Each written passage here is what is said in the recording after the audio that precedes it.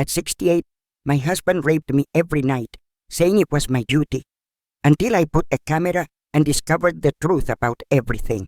Please leave a comment saying where you're watching this story from. I'd love to know where my voice is reaching today. Let's continue. Good story. I'm standing in my bedroom at 3 in the morning, hands trembling as I hold a tiny camera no bigger than a button, and I can hear Richards snoring through the walls, that same rhythmic sound that used to comfort me, but now makes my skin crawl with the terror I can barely contain. The weight of this small device in my palm feels heavier than all my 68 years combined, heavier than 4 decades of silent suffering. My hands tell my story better than words ever could, weathered and marked by 40 years of cooking his meals, washing his clothes, keeping his house spotless, while he slowly destroyed me from the inside out, night after terrifying night, when he would claim his so-called rights. I built my life around being invisible, a shadow moving through rooms, a ghost who cleaned and cooked and existed only to serve my entire identity, compressed into the role of dutiful wife until there was nothing left of who I used to be before I said those vows at 23. There was no dramatic moment when my family abandoned me, no tearful goodbyes or shocking revelations, just a slow erosion of connection over decades, birthdays forgotten, phone calls unreturned, grandchildren who barely knew my name, until the silence became so loud it was deafening. My name is Margaret Ann Peterson, though for so long I'd been reduced to just Richard's wife, the woman who kept his secrets and paid the price. Before I continue with what happened next, I'd really like to know who's listening to me right now on the other side of the screen today. Comment your name and where you're watching from, and please check if you're subscribed to the channel because it truly helps me share stories. Write in the comments where you're watching this video from. I absolutely love knowing how far these real stories are reaching across the world. How did I get here? Standing in my own bedroom like a criminal in my own home, about to spy on the man you'd loved for over 40 years now? It started 8 days ago when I found the bank statements hidden in Richard's toolbox in the garage. Statements I was never meant to see, ever. I'd been looking for a screwdriver to fix the loose handle on the kitchen drawer, such a small mundane task, just trying to fix something broken. The envelope was wedged between his power drill and a box of nails, yellow with age, and when I opened it, my entire world tilted on its axis. Our retirement account, the one we'd built together for 40 years, was empty, completely drained, not a single dollar left of our future. $240,000 gone, transferred out in increments over the past 18 months to an account I didn't recognize then. My heart hammered in my chest as I stood there in the garage, surrounded by his tools, holding proof that he'd been lying about everything. That night, when he came home from his card game that he claimed to attend every Wednesday, I watched him differently, looking for signs of deceit. He kissed my cheek like he always did, that same perfunctory gesture that had lost all warmth decades ago, and asked what was for dinner tonight. I served him pot roast, his favorite, my hand steady even though inside I was screaming, because I learned it long ago how to hide what I felt. After dinner, he wanted his rights, as he called it, that clinical term he used to describe what he did to me in our bed almost every single night. I lay there staring at the ceiling like I'd done thousands of times before, but this time something was different. Something had fundamentally shifted. I wasn't just enduring anymore. I was observing, watching him like a stranger, and seeing clearly for the first time the man he'd actually married. And that's how I ended up here tonight, installing this camera, because I needed to know what else he was hiding while I pretended to sleep soundly. I pressed the tiny device into the gap between the books on the shelf across from our bed, adjusting it until the lens captures the entire room. My hands are steadier now, purpose replacing fear. 40 years of submission finally crystallizing into something harder, something like determination. Richard shifts in his sleep in the next room, and I freeze, my heart hammering so loud I'm certain he can hear it through the bedroom walls. But he doesn't wake up. He never does, secure in his belief that I'm too broken, too trained, too utterly defeated to ever question anything. The camera blinks once, a tiny red light that disappears, and I slip back into bed beside him, my body rigid with tension and terrible anticipation. Over the next 3 days, I discovered things that would haunt me for the rest of my life, things that made the missing money seem almost trivial. I learned that Richard had been recording audio messages to someone, intimate messages sent through WhatsApp from the phone he thought I couldn't see. His mistress, her name was Lisa, and she was a nurse at the hospital where he claimed to volunteer, doing charity work twice a week for years. They'd been together for 7 years, not months, but actual years, and they had plans, detailed plans, that involved me disappearing from existence. The recordings from my camera captured him on the phone with her, his voice tender in a way it hadn't been with me in more than 20 years now. She was 42 years old, young enough to be our daughter, with ambitions that required money we didn't have because I was still inconveniently alive. But wait, there's more, because what I discovered next made everything else pale in comparison to the depths of his betrayal and calculated cruelty. The audio files he'd secretly backed up to my iPad, the one the grandchildren gave me that Richard thought I barely knew how to use properly enough. Lisa had accidentally sent me messages meant for Richard, voice notes where they discussed their plans for me with a chilling, casual detachment always. Once we get her declared mentally unfit, the lake house transfers to you automatically, and we can sell it for at least $400,000. That lake house, my grandmother's house, the place where I'd spent every summer of my childhood, where my mother had taught me to swim in that cold water. It had been in my family for 3 generations, inherited through the women, and Richard had been trying to get his hands on it for decades without success. My grandmother had been smart enough to put it in a trust with my name only, protection against exactly this kind of theft. But Richard had found loopholes. The plan was elegant in its cruelty. Have me declared incompetent, assign Richard as my guardian, transfer assets, then put me in a nursing home to rot. I sat in my kitchen listening to these audio files on repeat, Lisa's voice bright and cheerful as she discussed destroying my life like planning a vacation. She had already started the process too, falsifying medical records, documenting supposed incidents of confusion and memory loss that never actually happened. As a nurse, she had access, she had credibility, and she had a man who'd convinced her that I was already halfway gone, just a shell, barely worth saving. The medication Richard had been giving me every night for the past 6 months, telling me it was for my blood pressure, was actually causing confusion. Low-dose sedatives that made me foggy and forgetful, combined with isolation from friends and family, had carefully orchestrated over years of manipulation. I stopped taking the pills 3 days ago, flushing them down the toilet instead, and the fog began to lift like morning mist burning off a lake. My mind sharpened, memories crystallizing, and I realized just how long he'd been planning this, how many years of groundwork had laid so patiently.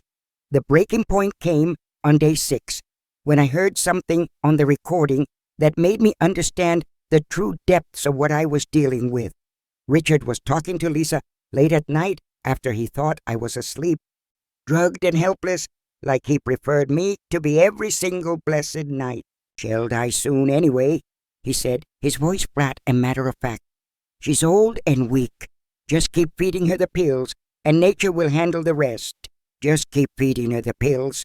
Those words echoed in my head like a death sentence, because that's exactly what it was. My own husband discussing my murder as casually as wet air. I wasn't dealing with infidelity and theft anymore. I was dealing with conspiracy to commit murder. And the proof was right there on my camera device. That night, I didn't sleep at all.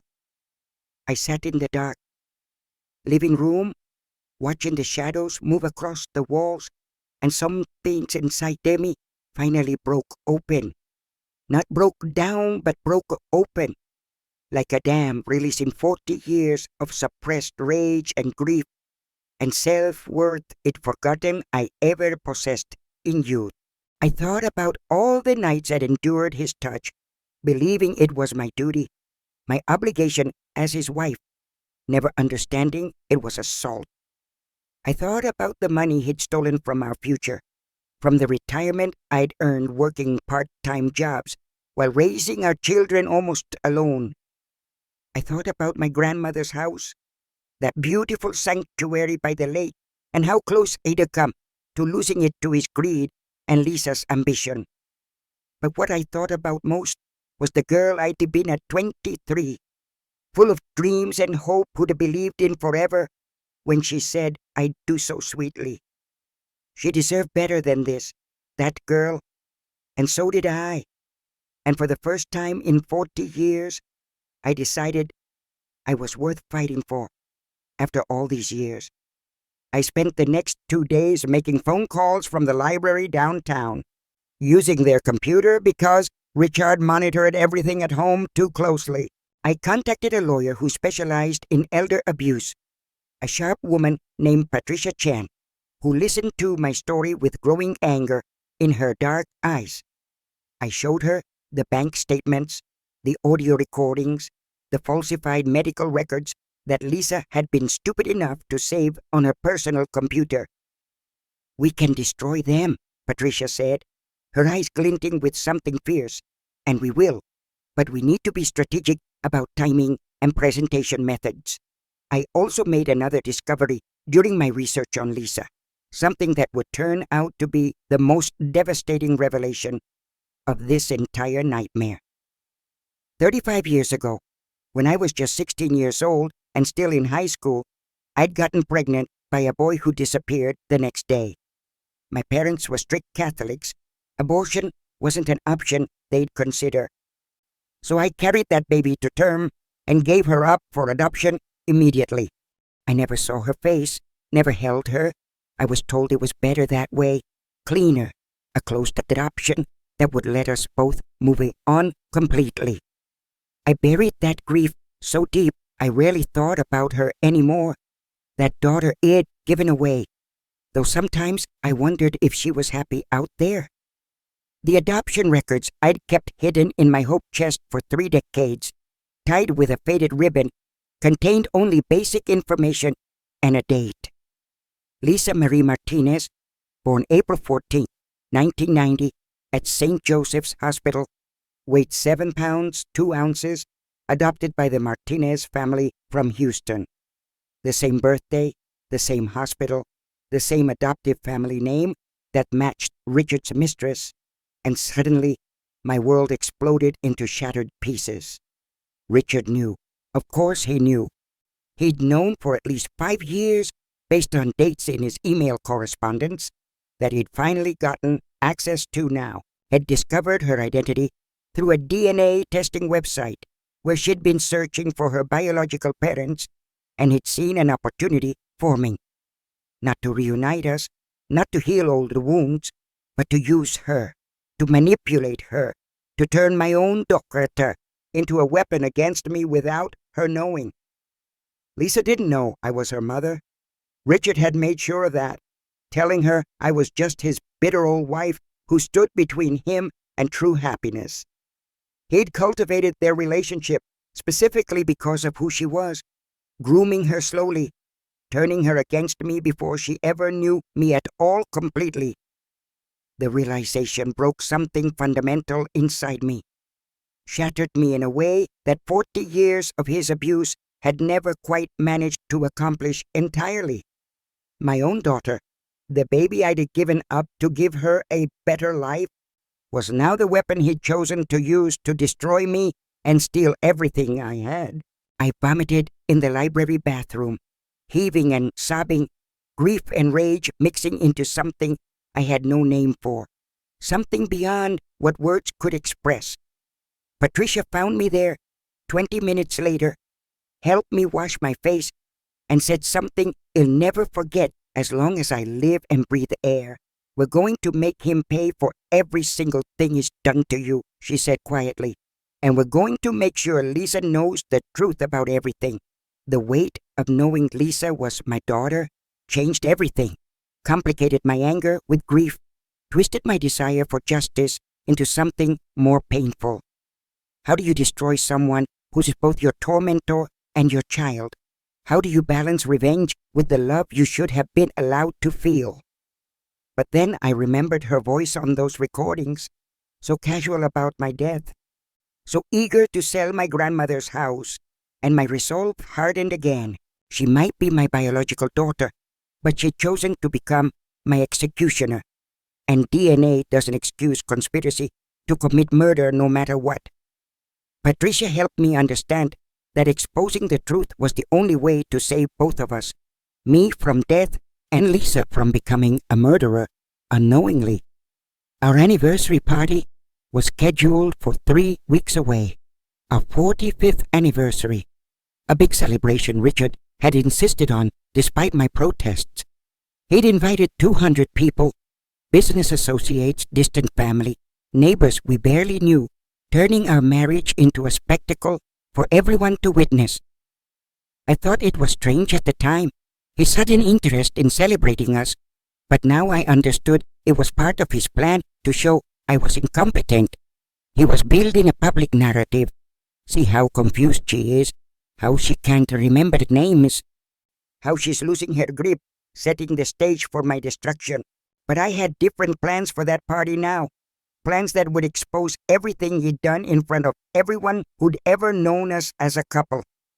Patricia helped me prepare a presentation, a video compilation of evidence that would destroy Richard's carefully constructed, respectable image forever. Bank records showing the theft, audio recordings of his plans with Lisa, medical records proving the falsification, and the DNA test confirming Lisa's identity. The hardest part was waiting those 3 weeks, pretending everything was normal, playing the confused old woman he expected me to be every single day. I took the pills he gave me and hid them under my tongue, spitting them out later, maintaining the fog he expected while planning his total destruction. He touched me at night, and I endured it because I knew it was the last time, the absolute final time he would ever put his hands on me again. I counted down the days like a prisoner, marking time on a cell wall, each morning waking up with purpose, each night falling asleep with anticipation. I thought about my grandmother during those dark nights, how she'd survived the Depression and 2 wars, how she taught me that women are stronger than steel. She used to say that patience is a weapon when wielded correctly, that sometimes you have to let your enemy think they've won before you strike back. I wish she were alive to see what I was about to do, to witness me finally using the strength she'd always insisted ran through our family bloodline. The night before the party, I couldn't sleep. I lay beside Richard, listening to him snore, and felt nothing. Not love, not hate, just cold purpose.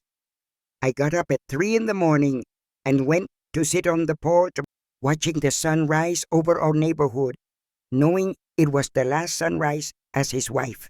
The air was cool and fresh, birds singing their morning songs, and I felt more alive than I had in 40 years, more present, more real, more myself.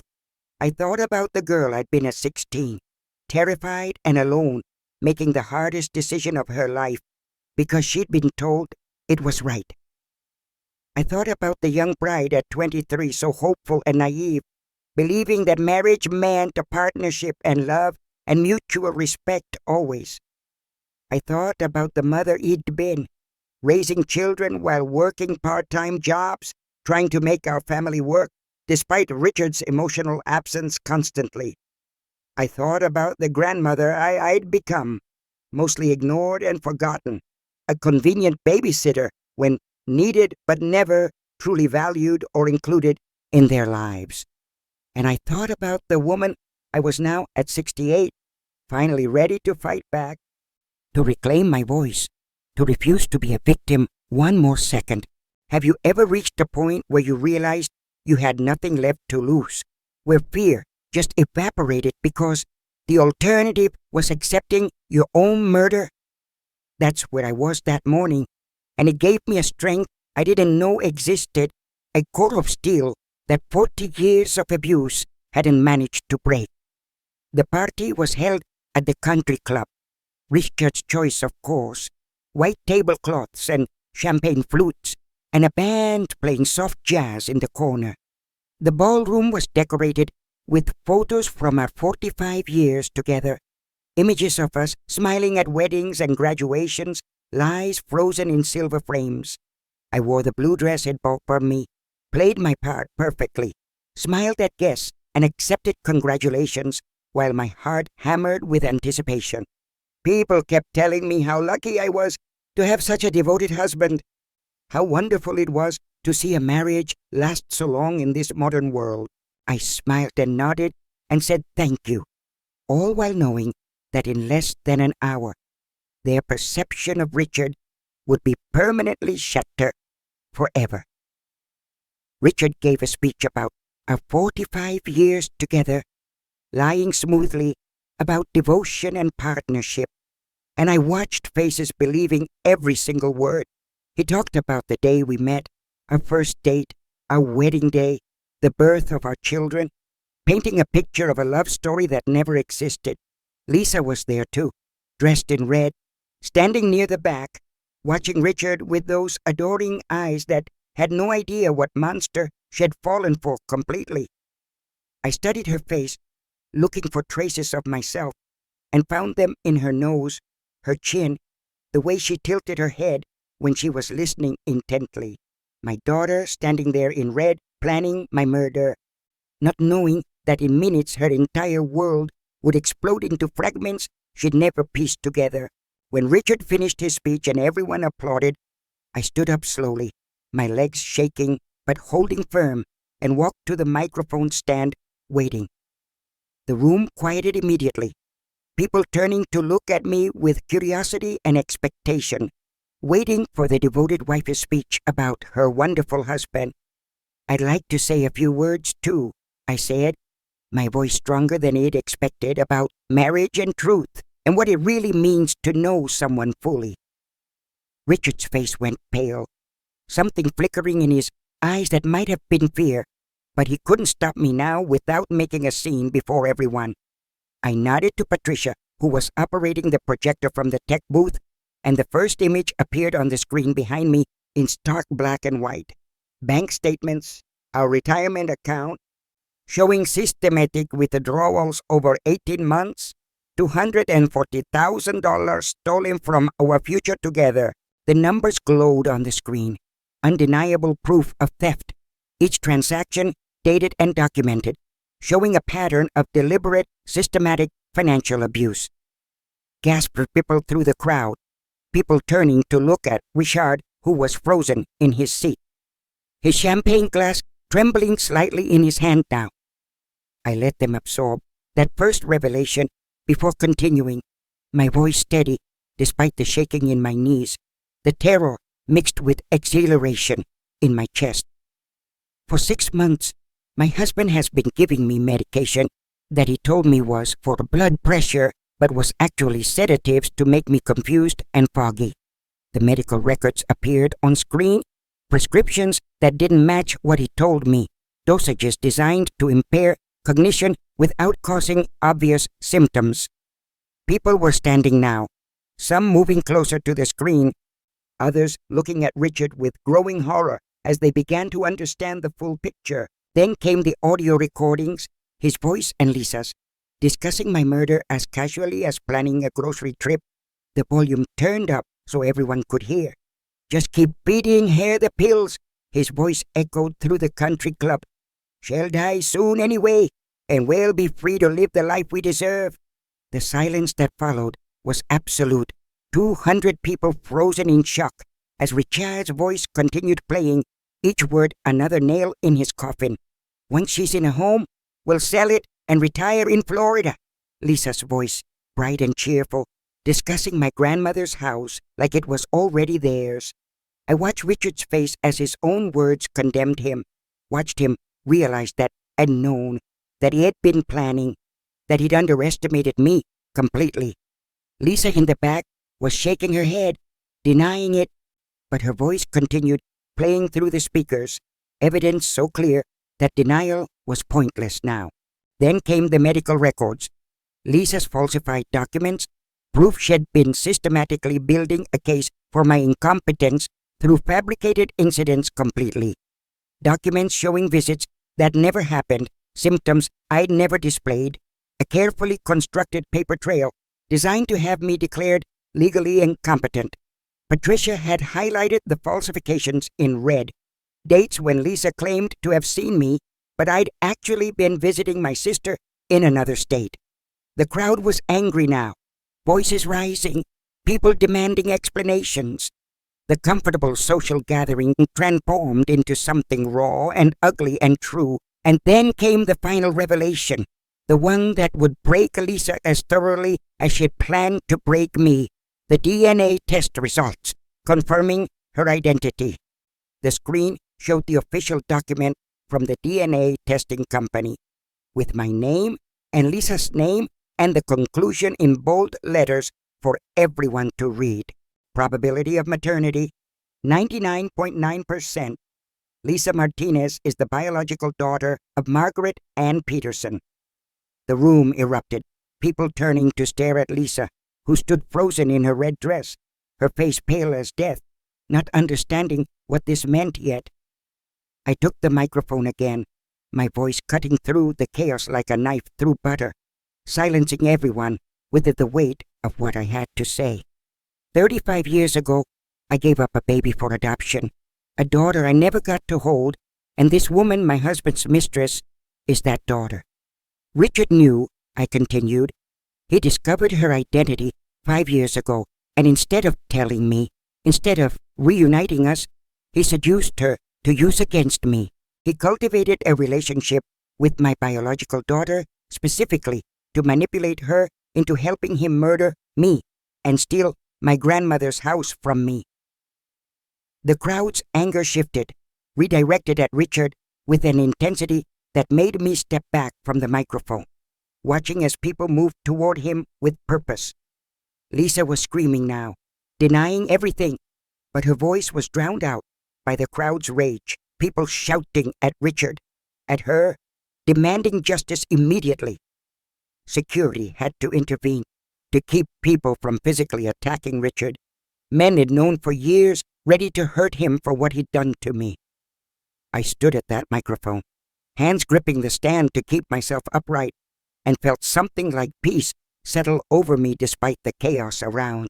For 45 years, I've been silent, I said into the microphone when the room quieted again, my voice trembling but clear, loud enough for everyone to hear. I've accepted abuse as duty, theft as partnership, and planned murder as the price of being a wife. And I'm done. I'm finally completely done with it. I've accepted rape disguised as marital rights, financial abuse disguised as shared accounts, and systematic poisoning disguised as blood pressure medication. I've been isolated from friends, drugged into confusion, and nearly lost everything, including my life, because I believed marriage meant enduring suffering silently. But I'm 68 years old, and I refuse to die just because it's convenient for people who claim to love me, but only saw me as an obstacle. The district attorney was already there. Patricia had arranged it, and within 10 minutes, Richard was being led out in handcuffs, still protesting his innocence. He looked at me as they took him away, and I saw shock in his eyes. Genuine surprise that I'd fought back, that I'd been smart enough to gather evidence. He'd underestimated me for so long, that he couldn't comprehend that he'd outmaneuvered him, that the confused old woman was actually sharper than he'd ever been. Lisa tried to run, but was stopped at the door. Her nursing license would be revoked within the week. Her career destroyed by her own documented crimes. She screamed at me across the ballroom, calling me a liar, but her own voice on the recordings had already condemned her beyond any possible redemption. The mistress, Lisa, had convinced to help her. A medical records clerk who'd provided access to hospital systems was arrested the next day for fraud and conspiracy. The woman's husband sued Lisa and Richard for destroying his marriage and his wife's career, adding financial penalties to the criminal charges they faced. The party broke up in chaos, guests leaving in shock. Some stopping to hug me, to tell me they'd had no idea, to apologize for not seeing the truth. I accepted their apologies, but felt nothing. Not vindication, not satisfaction, just a bone-deep exhaustion that made my legs shake and my vision blur. Patricia drove me home that night, helped me pack a bag, and took me to a hotel because going back to that house felt impossible in that moment. I spent 3 days in that hotel room, sleeping for hours at a time, my body finally releasing 45 years of tension now that the danger had passed. The news spread through our small town like wildfire, everyone talking about what happened at the anniversary party, the recordings, the DNA test, the arrests. People I hadn't seen in years reached out, calling the hotel, sending flowers, offering support that felt genuine even if it came too late to prevent suffering again. The trial took 8 months. Richard fighting the charges even though the evidence was overwhelming, hiring expensive lawyers with money had stolen from our accounts. But Patricia was relentless, presenting every piece of evidence methodically, building a case so airtight that even his lawyers advised him to take a plea deal. He refused, convinced until the end that he could talk his way out of it, that his charm and respectability would outweigh recordings of his own voice. The jury deliberated for 3 hours and found him guilty on all counts: fraud, elder abuse, conspiracy to commit murder, and attempted murder through poisoning. The judge sentenced him to 25 years, effectively a life sentence for a man in his 70s, and I felt nothing when I heard the verdict pronounced. Lisa's trial was separate, and she also refused to plead guilty, maintaining that she'd been manipulated by Richard, that she didn't know what she was doing. But the falsified medical records proved premeditation, showed that she'd been actively working to have me declared incompetent months before the murder plot began. She was convicted of fraud, conspiracy, and abuse of her position as a medical professional, sentenced to 15 years and permanent loss of her nursing license. The town turned on them completely, small-town justice swift and merciless. Their names became synonyms for betrayal and greed in every conversation shared. Richard's business partners dissolved their agreements with him. His friends stopped visiting him in prison. He died alone 2 years later of a heart attack. I felt nothing when I got the news of his death. Not relief, not sadness, not closure, just a distant acknowledgement that a chapter had finally ended. Lisa served her time in a women's prison 3 states away, and I never visited her, never wrote to her, never acknowledged our biological connection again. What was the point? She'd chosen to be my executioner before she ever knew me as her mother, and that choice couldn't be undone by DNA tests or regret. I kept the lake house, of course, my grandmother's sanctuary by the water, and I finally understood why she'd been so careful to protect it from men. She'd survived her own abusive marriage back in the 1950s, when women had even fewer options than I did, and she'd vowed to keep the house safe for daughters. I spent my first summer there, in 40 years, actually enjoying it, swimming in the lake, sitting on the dock, feeling peace I'd forgotten could exist. The house needed repairs after years of Richard trying to claim it through legal manipulation, but I had money now From the recovered theft and the lawsuit, I sued Richard's estate after his death for damages, won a judgment that included everything he'd ever owned, and finally had financial security at 70 years old. In a final twist that felt like cosmic justice, Lisa's biological son, my grandson, who I'd never known existed until the DNA test, found me on Facebook. His name was Michael, 20 years old, studying engineering at Texas A&M, and he'd seen the viral post about the party, the evidence, the whole story. He drove 6 hours to meet me, this beautiful boy, with my eyes and my grandmother's smile, and he held my hands and apologized for his mother's actions. "I'm so sorry for what she did to you," he said, tears streaming down his face. "She's not the person I thought I knew, and I want you to know I choose you. I choose you as my grandmother," he said, "not because of DNA, but because you're the one who fought for truth, for justice, for doing what was right." He posted about it on Facebook, a long, detailed post disowning his mother publicly and claiming me as his grandmother, and it went absolutely viral overnight. The post got shared thousands of times, people commenting about justice and family and choosing who you love based on character, not just blood relations. Lisa's friends abandoned her. Her adoptive family disowned her. She lost everything. And last I heard, she was working at a gas station off the highway near Austin. Part of me felt grief for that, for the relationship we never got to have, for the daughter I lost twice, once at birth and once to her own choices. But I couldn't save her from the consequences of trying to murder me. And DNA doesn't create obligations that override self-preservation and basic justice. Michael moved in with me 6 months after Richard died, transferring to a local college so he could help me manage everything while finishing his degree. He became the family I'd always deserved, the connection I'd been missing, proof that sometimes the worst betrayals can lead to unexpected blessings if you survive. I sold the house I'd shared with Richard. Couldn't stand to live there anymore and used that money to do something I should have done decades ago. I opened a shelter for abused seniors, a safe house where older people could escape situations like mine with legal help and support and protection from predators. Margaret's house, Michael named it, and he volunteers there every weekend, helping residents, coordinating with lawyers, making sure everyone gets the help they need. We serve 35 residents right now, mostly women, but some men too, people who thought they were trapped forever until they found our door, finally.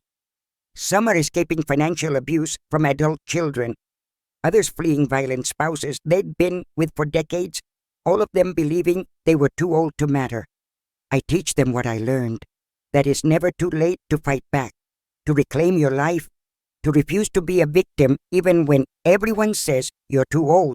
I show them my story, play them the recordings, tell them about installing that camera at 68 years old, and watch hope spark in their tired eyes. We have a legal clinic twice a week where volunteer lawyers help residents file protection orders, divorce papers, elder abuse reports, whatever they need to escape. We have a therapy program because trauma doesn't care about your age, and healing from decades of abuse takes time and support and professional help always. We have a financial literacy program teaching people how to protect their assets, recognize fraud, and rebuild security after theft destroys their savings. And we have a community, people who understand what it's like to be invisible, dismissed, told you're too old to matter or too weak to fight back. The shelter has a waiting list now, 60 people desperate to get in, and we're fundraising to expand, to help more people, to save more lives daily. I speak at conferences sometimes, telling my story to packed rooms, and people come up after with tears streaming down their faces, thanking me for courage. But I tell them I'm not courageous, I'm just stubborn. too stubborn to die when someone else decided my life was inconvenient to their plans and greed. I'm too stubborn to stay silent when speaking up might save someone else from 45 years of suffering, like I endured in that terrible marriage. And I'm too stubborn to believe that age means you lose your value, your voice, your right to dignity and safety and justice when wronged so deeply. The scars remain, of course. 45 years of abuse don't heal overnight. And sometimes I still wake up from nightmares where I'm back in that bed. Sometimes I see couples at the grocery store and feel a pang of grief for what I never had, for the partnership I believed in but never actually experienced. Sometimes I wonder what my life would have been like if it left him after the first time he hurt me, if it had chosen myself sooner, if it had been stronger. But then I remember that survival is strength, that enduring took its own kind of courage, and that leaving at 68 still counts as leaving successfully. I think about Lisa sometimes, my daughter, who I gave up to protect, who became my would-be murderer because a man lied to her about absolutely everything. Part of me grieves for what might have been if Richard hadn't found her first, if we could have reunited with love instead of legal documents as evidence.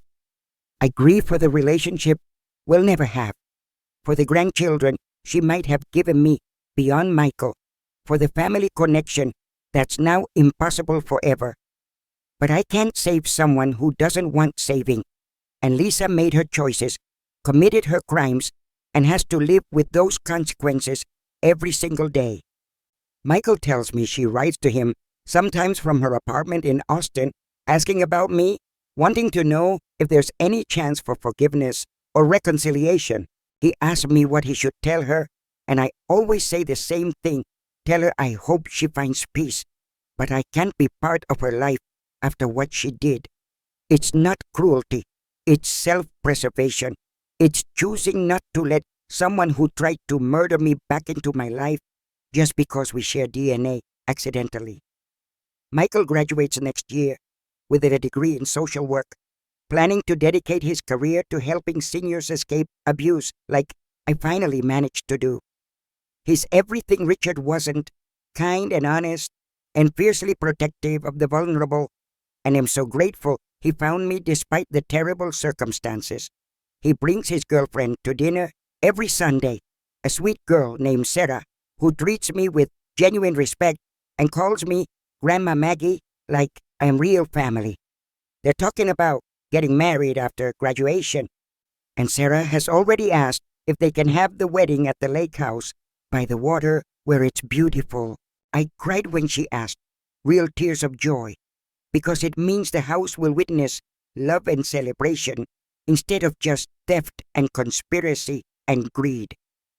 My grandmother would have loved this, would have loved seeing the house filled with real love instead of the fake marriage that Richard and I performed there. The greatest revenge isn't what I took from Richard and Lisa. Though watching them lose everything was satisfying, I won't lie about that feeling ever. The greatest revenge is standing here today at 70 years old, happy and free and surrounded by people I've helped, living the life I was meant to live. It's knowing that Richard died alone in prison while I lived to see my grandson graduate high school, to watch him fall in love, to build something meaningful. It's knowing that Lisa lost everything, her career, her reputation, her son, while I gained the family I'd always deserved but never thought I'd have. It's knowing that the lake house my grandmother protected stayed in the family, passing now not through marriage, but through actual blood and chosen love. And it's knowing that I survived 45 years of abuse, a murder plot, the betrayal of my own daughter, and came out stronger somehow. The shelter is my legacy now, not the broken marriage or the painful past, but this tangible good that helps people escape before it's too late for them. Every person who walks through those doors and finds his safety is proof that my suffering wasn't meaningless, that it can become someone else's salvation. Last month, a woman named Dorothy came to us, 82 years old, with bruises on her arms from a son who'd been stealing her Social Security checks. She was so defeated, so convinced she deserved it because she'd raised him wrong somehow, that it was her fault he turned out greedy and violent. I sat with her in the common room, held her weathered hands in mine, and told her my story, every painful detail, showing her that abuse is never deserved. She cried, we both cried, and then she let Patricia help her file a restraining order and press charges against her son for elder abuse and theft. 2 weeks later, Dorothy was smiling again, talking about the painting classes she used to love before her son isolated her, planning to take them up again. That's what Margaret's house does. It gives people permission to choose themselves, to believe they're worth protecting, to understand that it's never too late. We celebrated our 2nd anniversary last month. 2 years of operation. Over 90 people helped, dozens of successful restraining orders and prosecutions filed. The local news did a story on us, interviewed me and several residents, and donations poured in from people who'd been touched by the stories they heard. We're expanding next year, buying the building next door to double our capacity, hiring more staff, creating a model that other cities can replicate successfully. Michael is writing a book about our work, about elder abuse and how society ignores it, using my story as the opening chapter to grab people's attention. I never thought I'd be 70 years old and still building something new, still fighting for something bigger than myself, still making a difference daily. But here I am, and every morning I wake up grateful, genuinely grateful for the chance to live this life I built from the ashes of the old one. Every morning I wake up in my grandmother's house and I can hear the lake water lapping against the dock, and I feel peace that I never knew existed before. I swim in that lake every summer morning now, floating on my back, looking up at the sky, feeling the water hold me up like the universe itself supports me. Michael swims with me sometimes, and we race to the dock like I used to race my mother when I was young, before everything got complicated and painful. He lets me win sometimes, I can tell, but sometimes I actually win fair and square, and we both laugh about this 70-year-old woman who can still swim fast. Sarah joined us last week, and watching them splash each other and laugh reminded me of what love should look like, playful and genuine and safe always. That's what I never had with Richard, that ease, that joy, that sense of safety that lets you be vulnerable and silly and completely yourself without fear. I used to think that was just in movies, that real marriage was duty and obligation and enduring, but now I know I was just in the wrong marriage completely. Not all marriages are prisons. Not all husbands are predators. Not all partnerships are wars disguised as love, but mine was, and I survived it somehow. The truth I've learned is this. After 70 years of living and 45 years of suffering, you teach people how to treat you with what you accept. I accepted abuse for so long that it became normal, expected, just the price of marriage. And I nearly paid for that acceptance with my actual life. But I also learned that it's never too late to say no, to fight back, to decide that you're worth more than what someone else has decided you deserve. I'm 70 years old now, running a shelter, raising my grandson in a way, and living in my grandmother's house by the lake, and I've never been happier. The money Richard stole was recovered through the courts, every penny plus damages, and it funds the shelter now, his theft turning into other people's salvation. Sometimes I sit on the dock, watching the sunset paint the water gold and pink, and I think about the girl I was at 23 walking down that aisle, I wish I could go back and tell her what I know now, that marriage isn't supposed to hurt, that love isn't supposed to feel like slow suffocation. I wish I could tell her to run, to choose herself, to understand that being alone is infinitely better than being with someone who destroys you slowly. But I can't go back. None of us can.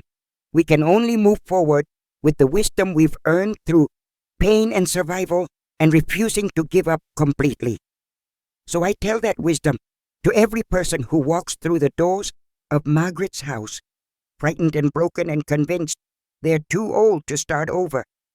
I tell them about the camera I installed at 68, about standing up at that anniversary party, about choosing myself for the first time ever. I tell them that revenge isn't always about hurting someone back. Sometimes it's just about refusing to die, about living well, about reclaiming your story. And I tell them the truth that saved my life, that the opposite of abuse isn't happiness, it's safety, and you deserve to feel safe in your own life.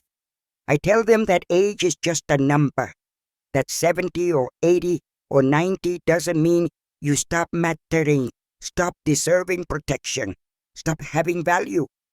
I tell them that their children or spouses or caretakers who abused them are wrongs, objectively wrong, and that choosing safety isn't selfish, it's necessary. And I tell them that I believe them. I believe their stories. I believe their pain, because for too long nobody believed mine, and I know how that feels. The shelter has a wall of photos now. People who graduated from our program, moved into their own apartments, rebuilt their lives after escape. Dorothy is on that wall smiling in front of her new studio apartment, holding a painting she made of flowers, vibrant and alive, just like she is now. There is Marcus, 85 years old, who escaped his nephew's financial abuse and now volunteers teaching woodworking to other residents every Tuesday afternoon. There's Helen and George, married for 60 years, who escaped their daughter's neglect together and now live in senior housing where they're safe and respected. Each face on that wall represents a life saved, a person who chose themselves, a victory against a system that tells older people they don't matter anymore. I look at that wall every day, and I remember why I survived, why I fought back, why exposing Richard and Lisa at that party was necessary and right. Not for revenge, though that was satisfying, but for this, for the chance to help others, to prevent their suffering it, to be the help I never had. If I'd died from Richard's pills, if his plan had worked, these 90 people wouldn't have been saved. This shelter wouldn't exist. This good wouldn't be real. That thought sustains me on hard days when the nightmares come back, when I remember his weight on me at night, when I feel the fear I lived with for decades.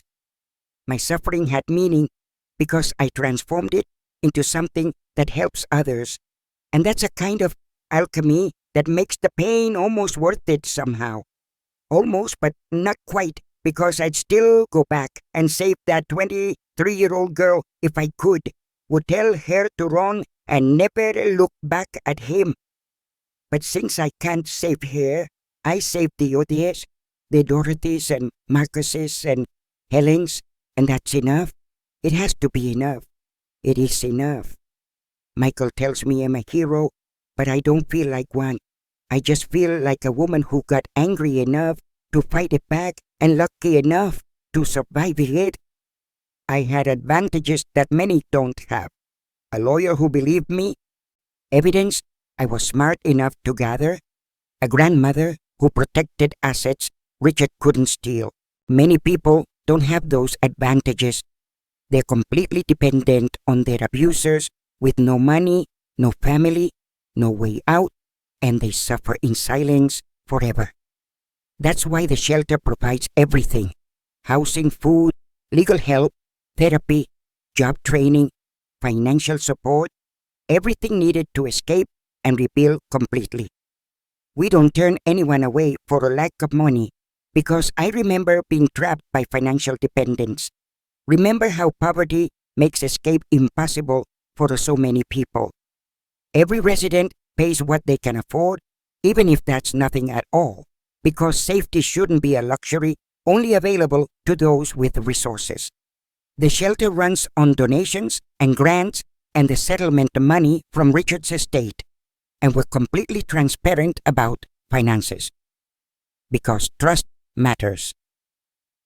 I never want anyone to feel about Margaret's house the way I felt about Richard, like there's hidden agendas or secret plans or betrayal waiting to happen. Everything we do is open, honest, documented, because transparency is how you build trust with people who've had their trust destroyed by family members. We just hired our first full-time social worker, a woman named Kim, who specializes in elder abuse and understands the unique dynamics of family betrayal. She's younger than Lisa would be now, and sometimes that's hard, but she's genuinely good at her job and treats every resident with dignity and respect. She reminds me that not everyone is like Richard or Lisa, that most people are decent, that my story is terrible but not universal or inevitable for everyone. That's important to remember, because it would be easy to become bitter, to hate all families, to see abuse in every relationship. But that's not the truth. Most families are imperfect but loving. Most marriages are partnerships with normal conflicts. Most people wouldn't plan to murder their elderly relatives for money. My story is extreme. That's why it went viral. That's why people were so shocked.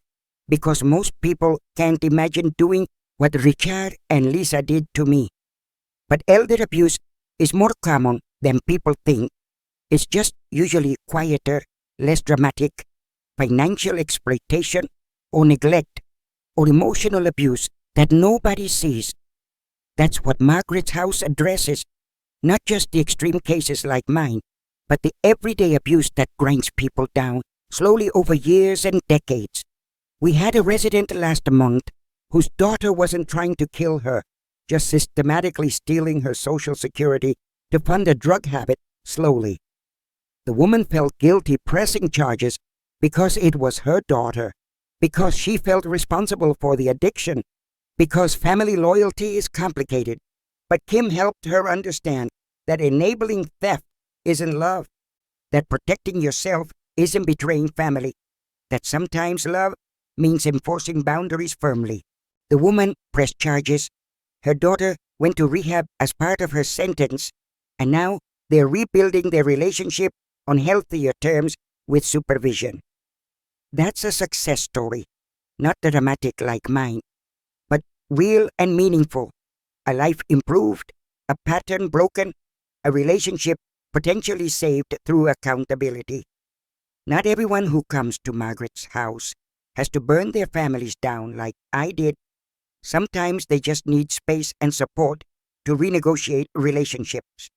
But sometimes, like in my case, the only option is complete severance, permanent protection orders, criminal prosecution, and never looking back at what was lost. I don't judge either path. I just provide the resources and support for people to make their own choices about what they need to feel safe and whole again.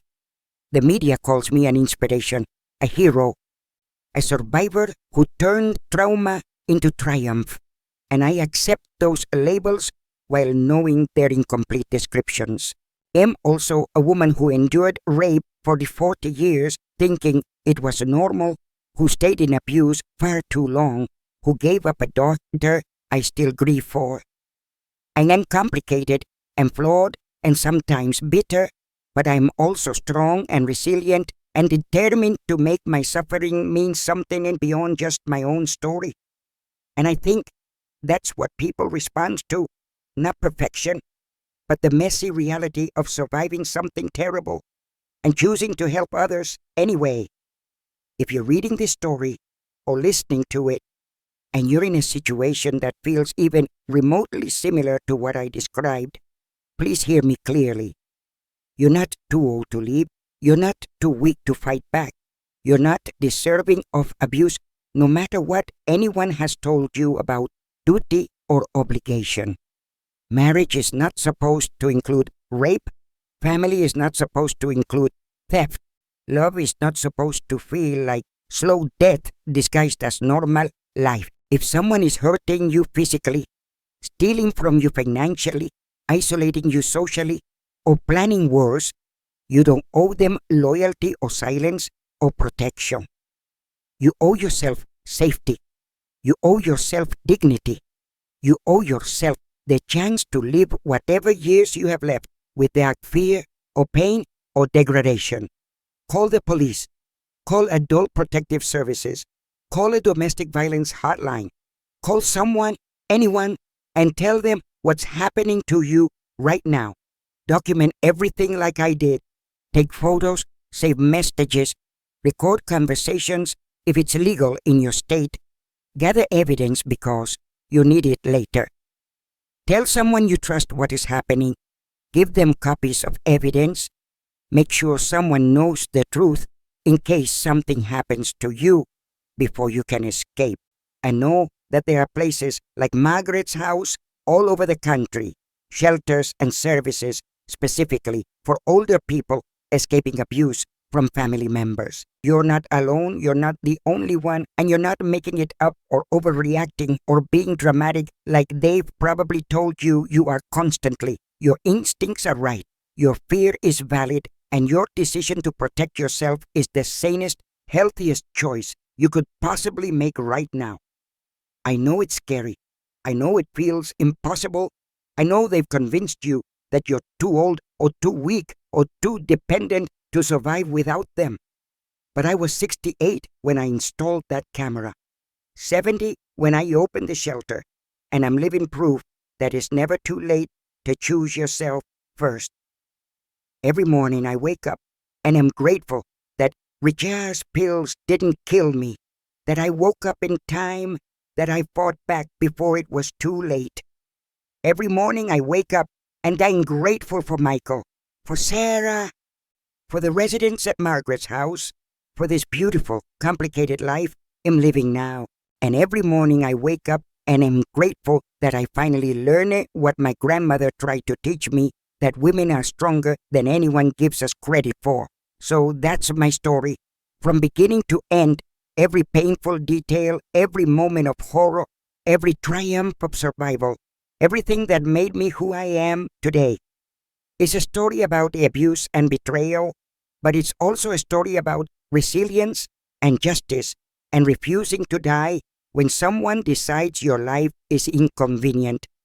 It's a story about discovering you're stronger than you knew, braver than you thought, and capable of things you never imagined at 68 years old.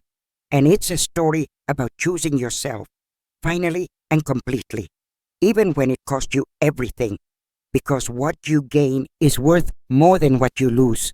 I destroyed my marriage, I lost my daughter, I burned it down, everything familiar, but I gained my life, my freedom, my peace, and my purpose, and that's everything. Now, I want to ask you something, because this story isn't just mine. It belongs to everyone who's ever felt trapped, powerless, too old to matter to anyone. Do you think I went too far by destroying my husband and dog dead publicly in front of 200 people? Or was it justified given what they planned? If you discovered the people who raised you or married you had been planning your actual murder, could you forgive them? Or would you choose justice like I did? Have you ever been in a situation where you had to choose between staying silent to keep peace or speaking up and watching your whole world explode? Have you or someone you love experienced elder abuse? And if so, what did you do about it? Because I genuinely want to know other people's stories too. What would you do if you found recordings of your spouse discussing your murder casually, like planning a vacation with someone you thought or you trusted? I genuinely want to know your thoughts, your experiences, your reactions, because every story matters, every voice counts, every experience teaches us something. Maybe someone reading this needs to hear they're not alone in suffering, that abuse in old age is real, and wrong and something you can escape from successfully.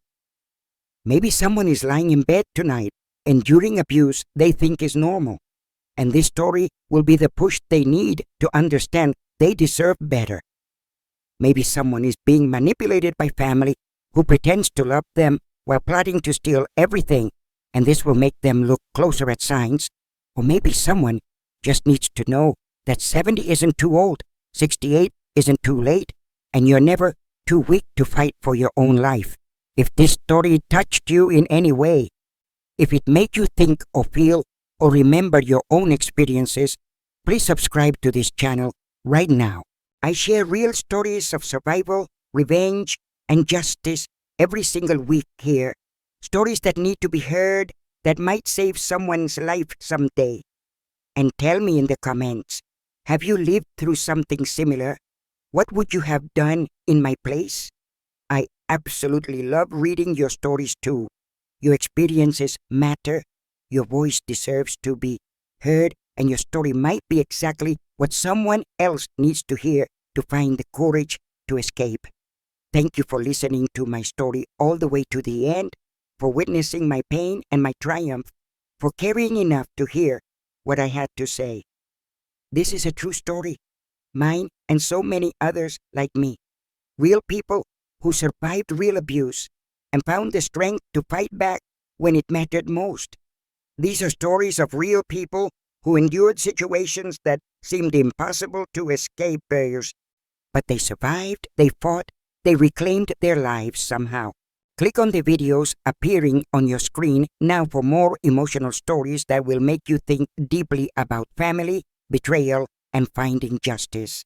Stories about people who refused to be victims, who chose themselves, who fought back against impossible odds and won their freedom against all expectations. Until the next story, remember, you're never too old to reclaim your life, to fight for yourself, to decide that you matter more than someone else's greed.